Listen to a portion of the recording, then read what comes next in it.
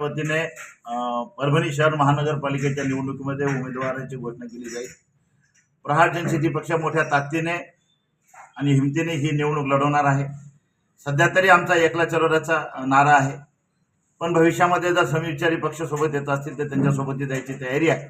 परंतु आज आणि आताच्या तारखेला आम्ही स्वतःच्या हिमतीवरच निवडणूक लढवायचं ठरवतोय। सध्या आमचे 10 उमेदवार फायनल आहेत, अनेक उमेदवार आमच्या संपर्कात आहेत। ही संख्या वाढू शकते।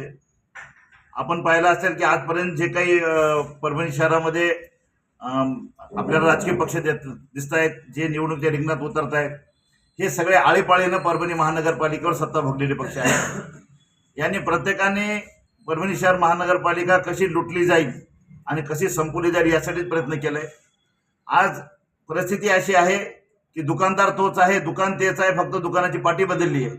म्हणजे त्यांचा राजकीय पक्ष बदललाय पण व्यक्ती तेच आहे, त्यांची विचारसरणी तीच आहे। म्हणजे आजपर्यंत तुम्ही एका वेगळ्या दुकानाच्या नावाने लुटमार केली, उद्या दुसऱ्या दुकानाच्या नावाने लुटमार करणार, पण परभणी शहर महानगरपालिका लुटमार करण्यासाठीच हे सगळे पक्ष एकत्र आलेले आहेत आणि आपापल्या पद्धतीने विकासाच्या गप्पा करून निवडणूक लढवायचा प्रयत्न करतायत। या निवडणुकीमध्ये मोठ्या प्रमाणावर पैशाचा वापर केला जाणार आहे, आम्हाला माहिती आहे। धनशक्ती विरुद्ध जनशक्ती म्हणून आम्ही आज प्रहार जनशक्ती पक्षाच्या माध्यमातून आम्ही प्रामाणिक आणि जनतेची सेवा करणारे उमेदवार पुढे आणतोय।